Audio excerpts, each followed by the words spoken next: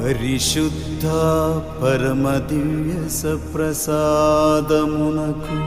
సదాకాలము ఆరాధన స్తుతియు స్తోత్రములు నమస్కారము కలుగునుగాక.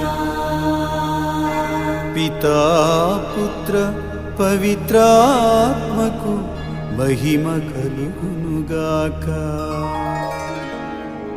ఆదిలో కలిగినట్లు ఇప్పుడును మరెప్పుడును సదాకాలము కలుగునుగాక.